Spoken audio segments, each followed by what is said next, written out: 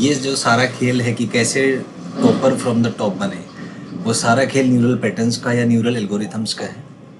लेकिन क्या है कि उस बारे में कोई बात नहीं करता है, सब पढ़ाई के बारे में बात करेंगे, ज़्यादा से ज़्यादा क्वेश्चंस करने के बारे में बात करेंगे। वो एक this is one of the dimension, information वाला पार्ट है, वो ठीक बात है।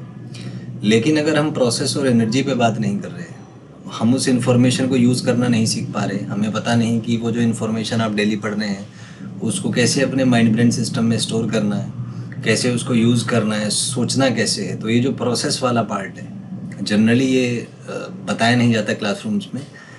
तो जिन बच्चों के न्यूरल पैटर्न्स डेवलप हैं, केवल वही बच्चे एग्ज़ाम की तैयारी कर पाते हैं अच्छे से, बाकी बच्चे केवल स्ट्रगल करते हैं।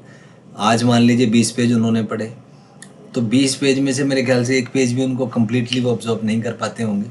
उनसे अगर पूछ लीजिए कि आज आपने क्या पढ़ा है, रियलिटी एक मैं छोटा सा सेल्फ टेस्टिंग बताऊंगा।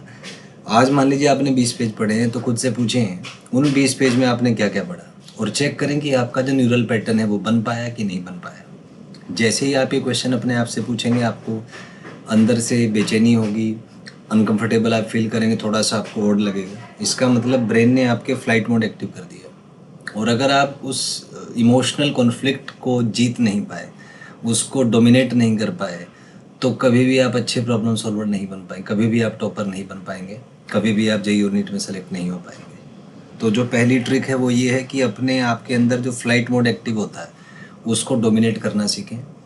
और ये एक दिन का टास्क नहीं है, 2 मिनट का प्रोग्राम नहीं है, कम से कम 21 दिन लगते हैं इस पूरे प्रोसेस को सीखने में। लेकिन अगर एक बार आपने फ्लाइट मोड डोमिनेट करना सीख लिया, तब आपको ना तो एग्ज़ाम फोबिया रहेगा, ना एग्ज़ाम एंजाइटी होगी, और ना ही आपको डिप्रेशन और ये जो एग्ज़ाम स्ट्रेस और ये सब चीज़ें होती हैं, वो सब चीज़ें से आप दूर निकल जाएंगे। लेकिन उसके लिए आपको ज़रूरत है एक न्यूरल पैटर्न डेवलप करने की।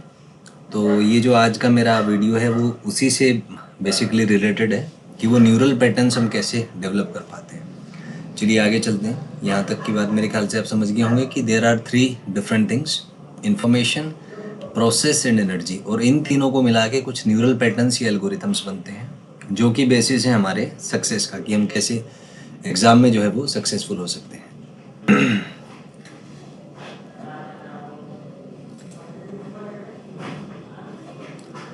नेक्स्ट इस पे मैं बात करूँगा। आप इसको रफली ऐसा मान लीजिए कि अगर